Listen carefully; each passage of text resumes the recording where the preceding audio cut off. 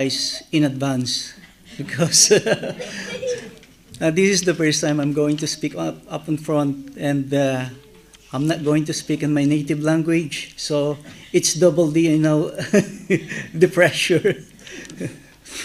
Well, if I speak in my own language, well, I have my personal interpreter here. Well, if I if you have something to ask, Faith is here to interpret it. Well, I'm here in front of you today because I received a phone call.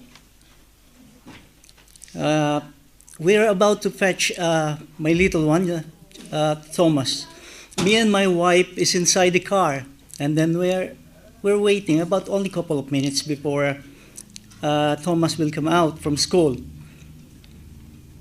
I don't normally answer, the phone if it's a known number or it's not registered in my mobile phone. I don't normally answer it. But on this day, somebody called me. So who is this? But I don't know why. I answered it straight away. Answered it as hello. I couldn't understand him at first, and when I found out it was Pastor Vernon, so I thought he's going to just ask me about something, but he said, "Would you like to do the preaching?" Oh, I said, well, I said no to Pastor Vernon. I really said no to him because I never done it before.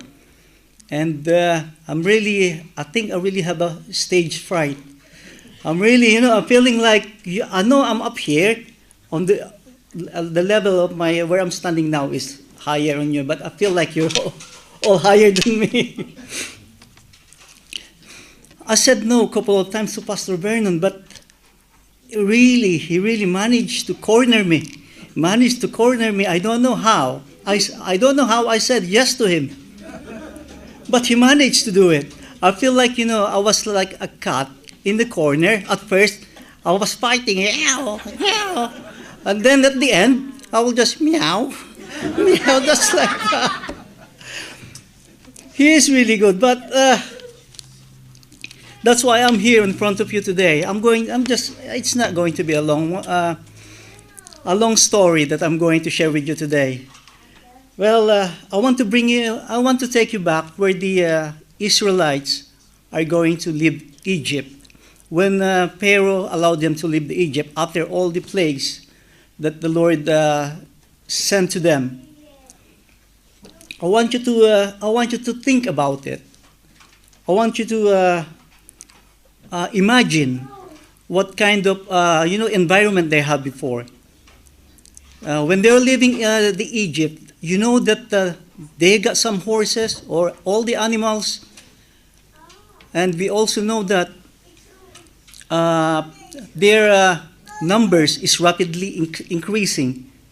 That's why Pharaoh also he was alarmed because they were growing in numbers and they were scared. Pharaoh was scared about it, and he also instruct the midwives to kill all the male babies because he is scared because they're really growing really fast in numbers. Imagine that they have lots of them. They got all things to carry with them. They're going to leave Egypt. They need to carry as much as they can. Well, just think about our children. Let's imagine that we are one of them. In the middle of those people, what are we going to do? We have your children, let's say we have two kids. One, what about those other things that we need for our living? We need to put them all together. We need to carry them. Those families with two kids or three, they had to carry them with them. Imagine the Israelites. They're rapidly increasing. So we don't know how many children they have, but they need to go and leave Egypt. I want you to please imagine, and then we're going to play the sound effects of music of how it's supposed to be, how what it is like during that time when they're fleeing Egypt. Can we please let's close our eyes and let's pretend or imagine that we are one of the people during that time in Egypt.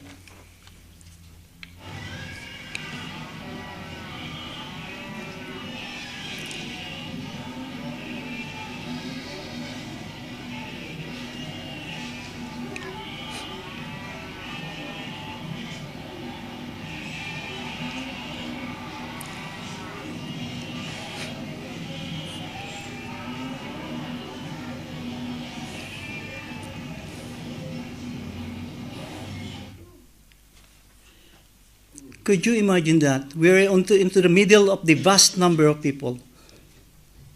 It says that Moses led 600,000 men, but that's not including the women and children. We are into the middle of that. We're living in the middle of the night. It's dark. There's no electricity there. It's dark. Well, you can see some lights coming out from somewhere, but it's totally different from what we have now today. Can you see anybody who move house during the nighttime? Can you remember? Do you know anybody? We already experienced moving house, but we moved during the daytime because it's a lot easier. You can see all the all the things that you need to do to grab. It's easy, really easy accessible. But during that time, can you imagine that? Going to get all your things, all your kids, all your animals, you need to bring them with you, and you're going to live in the middle of the night.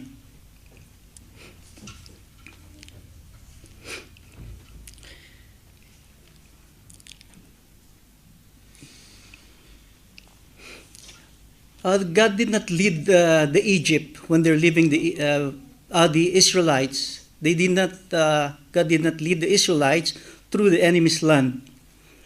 Instead, He led the Israelites through the desert. After leaving the Egypt, we know that they think that they are already safe. But do you think God left them on their own? God didn't leave them on their own. Let's read about the Exodus 13, verse 21. What does it says there?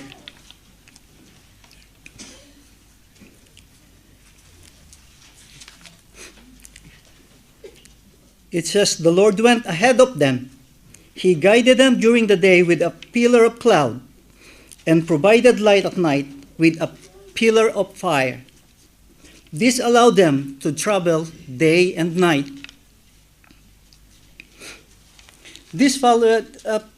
Following these incredible sights would remind them that God was always with them, guiding them each step of the way, going on their journey to the promised land. And after that, God instructed Moses to go to the place called Pi Hahiroth. I hope I pronounced it right. It's called Pi Hahiroth. They need to camp there along the sea. And then they stay there, they camped there and rested.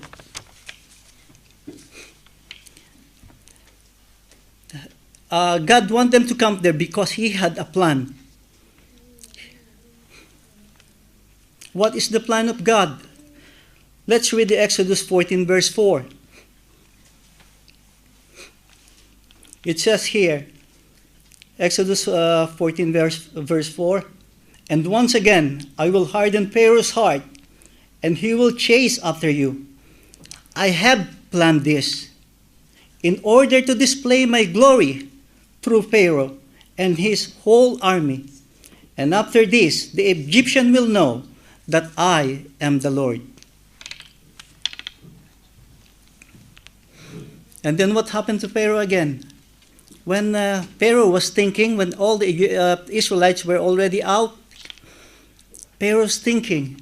A lot of people around him were telling him, who's going to do this now for us? Who's going to build this thing for us? Who's going to cook for us? Where are the slaves now? Why did you let them go? So Pharaoh changed his mind again. He changed his mind, and then he chose 600,000 charioteers, or 600 charioteers, the best charioteers in Egypt. So it says there on Exodus 14 verse 9, the Egyptian chased after them with all the forces in Pharaoh's army, all his horses and all his charioteers, all his troops. And then the Egyptian caught up with the people of Israel while they are camped beside the sea. So let's think about that. Let's see those when you are into the side, you know that you are at the end of the land. Beside here is the sea, and you see those people, the army of Pharaoh, big horses. You can see this big army men with wearing all this full battle gear. Do you think you're not going to be afraid of it? You can see them charging towards you. What are you going to do? You've got nowhere else to go. Well, in front of you there is the sea. And then when you look at the back, all the armies of Pharaoh is charging towards you. Shall we listen to this, put ourselves into this situation again, and see if we're not going to be afraid like the Israelites. Let's see if it's going, what we can imagine. Let's see if what we're going to think about. Let's try to put ourselves into their situation. Let's close our eyes and think about it.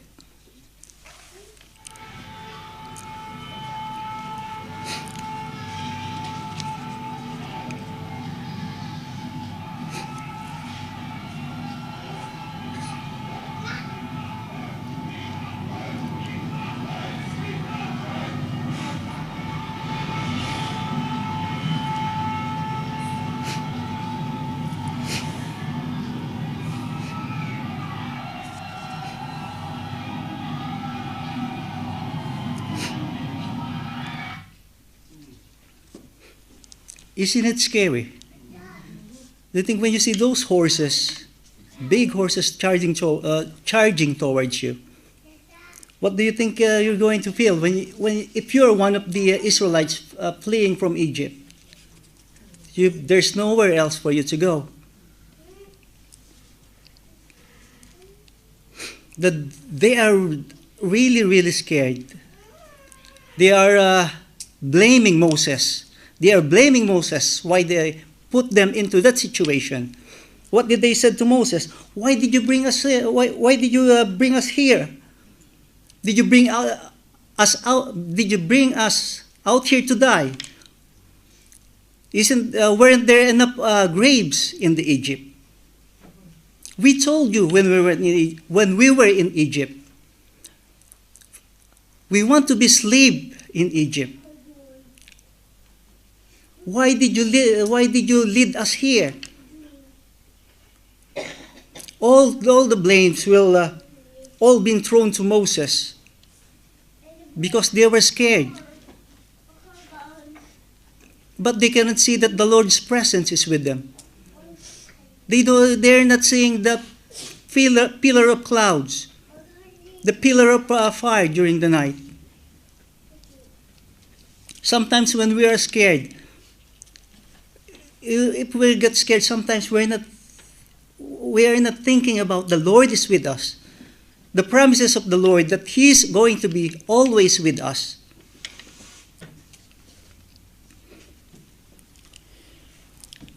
After the Israelites complained about Moses, Moses replied to them on Exodus 4:13 and 14. Do not be afraid. Just stand still and watch the Lord rescue you today. The Egyptian you see today will never be seen again. The Lord himself will fight for you. And then, what did Moses do? God commanded him to raise his staff and strike the Red Sea. And then a path opened. It opened up for the Israelites, for them to go through to the other side. The Lord made a way for them. Well, sometimes in our life, sometimes we feels like it's the end of the road for us. We feels like there's nothing else for us. There's nothing else for us to do. We cannot do anything else. But like the Israelites, our help is up there. There's no, even though all our problems, it's all on our side, surrounded us, but we can see it's up there. That's where the help is coming from. Like what the Lord did to the Israelites. He parted the sea, so the Israelites can go through and walk on the dry land and get into the safe side.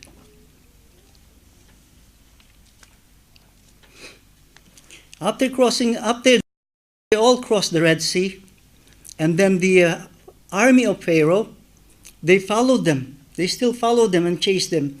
And then when every single one of them is on the other side, the wall of water started to collapse again. And they drowned all the army of Pharaoh who chased them, every single one of them.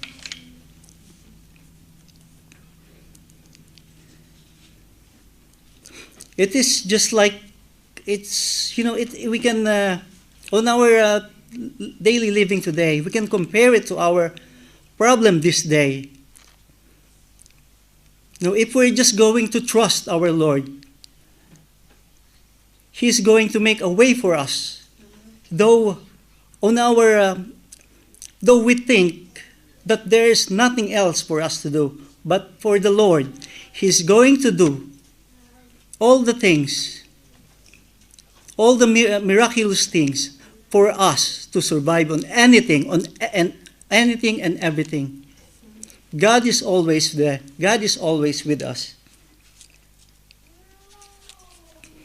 And then after that, they went to a place called Mara. And this is the place where they cannot drink the water because it's too bitter.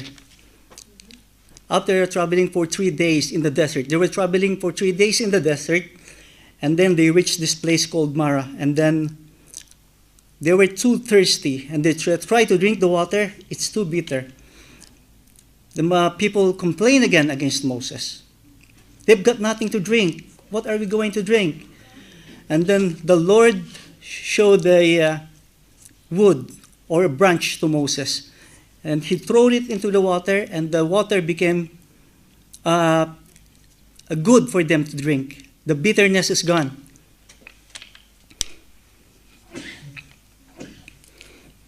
And then after that, the Lord commanded them to move to Elim.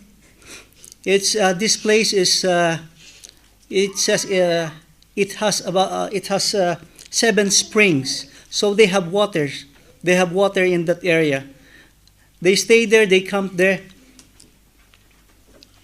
But the problem again, they found another problem. They want something to eat. We're hungry. The people are already complaining to Moses. They are already ready to stone Moses. They want something to eat. So the Lord answered the complaints of the people. In Exodus 16 verse 4. Then the Lord said to Moses, I am going to rain down food from heaven. Each day the people can go out and pick as much as they need for that day. And I will test them in this to see whether or not they will follow the instructions. So what they did is every day they're picking some manna in the morning, and then at night there are some flocks of quail that's going into the camp, and that's the meat that they were eating.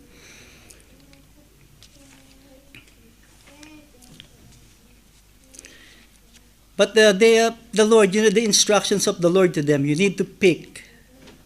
The food that you can eat during that day. But there are some of them took too much. They took too much for them to eat. So what happened to the food?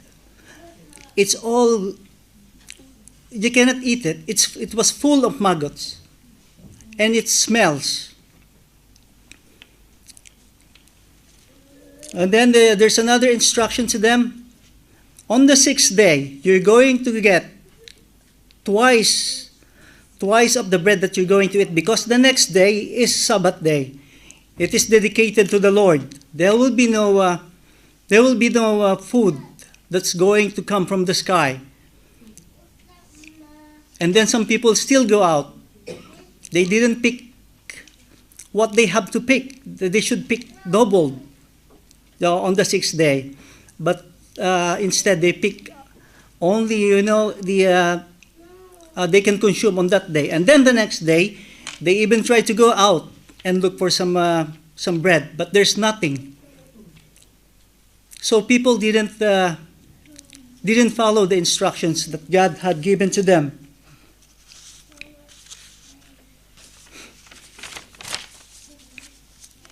And then they went to Rephidim, to the place that people asked Moses again about they need something to drink, and Lord instruct Moses to strike that stone, and the water will be gushing out of it. And then while they are there at Rephidim, the Amalek's army tried to attack them. And then what happened there? Moses gave instructions to Joshua to choose some men to go out and fight the Amalek's army. And then the next day Moses went out. He climbed on top of the hill near where the battle is happening. He climbed up on top of the hill with Aaron, his brother, and Hur. During the battle, while Moses is holding the staff of the Lord up, the Israelites' army, they are winning. They're having the advantage. But when Moses got tired, he cannot put his hands up anymore. When he put his hand down, the Amalek's army are winning the battle. So what did Hur and Aaron did? He found a stone for him to sit on. He moved the stone and let Moses sit on it. And they stood side by side with Moses, and hold his hand up, high up, until the dawn. So by doing that, the army of Israelites, they won the battle.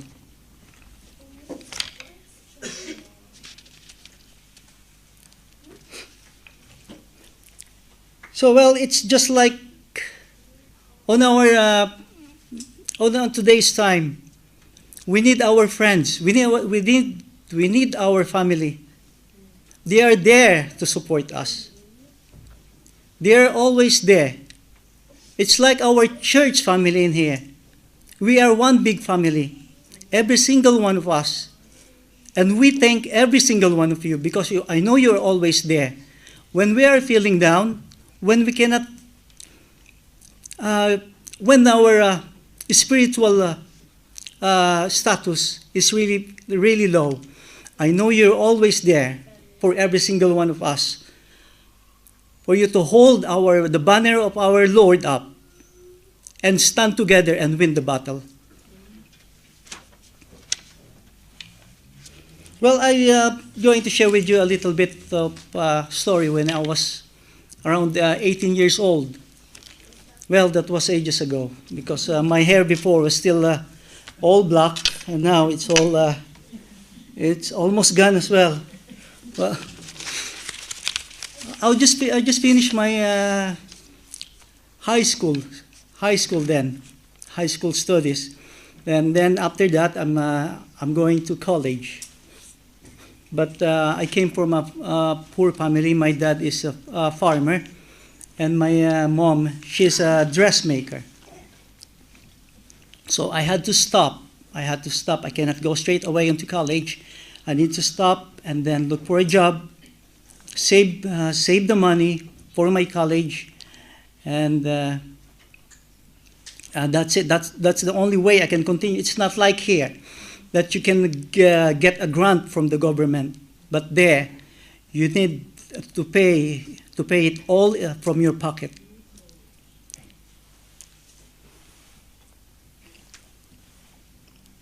Excuse me.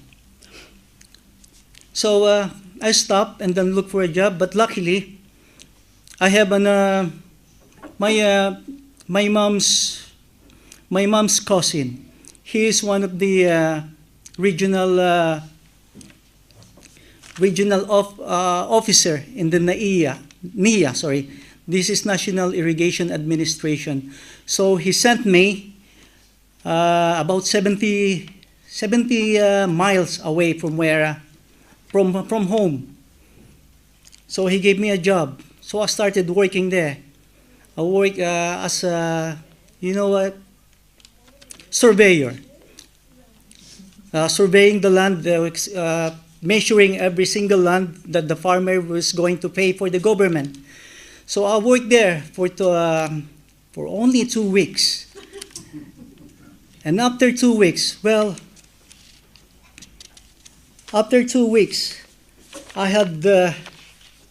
received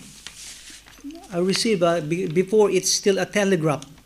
I received a telegraph to the main office, into my office where I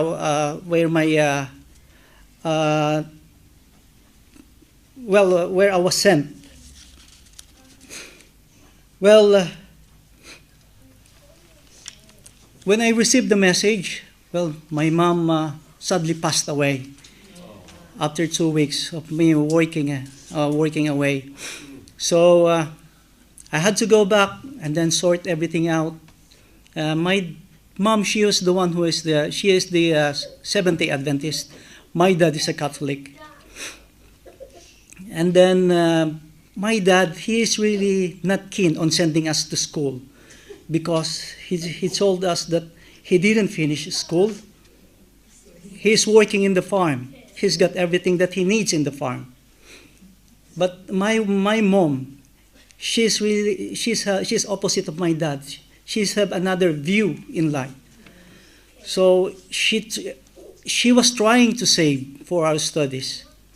So she wanted us to have to get a qualification. She wanted us to finish our studies. But after that, when my mom died, I've got 3 sisters and I am the eldest. So I decided that I'm not going to go to college anymore, because I know my dad, she's doing the best that he can, but it's still not enough. Farmers in Philippines is not like here. Farmers there is the one that they call the bottom feeders. Yeah. The farmers here is totally different. When I see it, it's totally different. So my dad is doing all the best that he can to help us, but in my mind, I still want my sisters to finish. One of them to finish their studies. Just one in 4 of us. So I tried sending her to college. Well, I've been working there. Let's pass for 2 years. After 2 years of working, and then the 3rd year, I sent my younger sister to college. And then I was paying for all the tuition fees, all the allowances that she will need. And unluckily, after a year that she's been to college, the NAIA did redundancies. So I was the one who lost the job. So I had to go back home and to my sisters, to my family. But my dad, he got married 2 years after my mom died. And then my dad decided to go to the farm because he moved away from us. It's only about 30 miles from where my sister and I live. So he decided to move there and then, to look after the farm. And then while I was with my sister, so I'm thinking, because my dad, he's trying everything, but his money is still not enough to support us. So I had to look for a job. And then, I did this, at the constructions. I work in the constructions only for a couple of weeks. After the hard works, after doing all the diggings, they will finish you. When the hard part is done, they will finish all the extra months.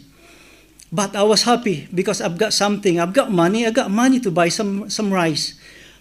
So I'm going to buy some rice. I'm going to put it in it's a big jar. It's a container. So I was the one who's doing the cooking as well, preparing for my siblings. Well, I'm happy when I'm getting the rice. It's still on the top of it. But during the time when it's getting deeper and deeper, I'm feeling worried. Well, I'm thinking again next, where I'm going to get the next money to buy some rice. So, those are the times that, I'm thinking really sometimes you cannot do anything else. All you have got to do is just hold my hands together, look up in the sky, and then say a prayer. And then after that, there is a song that's a really favorite of my mom. And this song is, I Know Who Holds Tomorrow. I've been always humming it into my mind. I wanted to sing it, but I wasn't been given the voice really to sing. It's only for talking. But that's why I've been only humming it into my mind. So it's very beautiful, isn't it? This is the song that they also played as requested by my mom, to be played on her funeral. So it's very, really very, for me. You know what? After those struggles, it's not easy for us as well. It's not easy at my age during that time. It's not easy for me. And then, you know what happened? After the prayers, and my uncle, he came to me and then said, he told me that he's going to shoulder all the college of my sister. He's going to provide all the money. He's going to pay for her education, not just one, but two of my sisters. He sent them to college, and now they have a family of their own. Now they have one is in Philippines, one is in Australia. Yeah.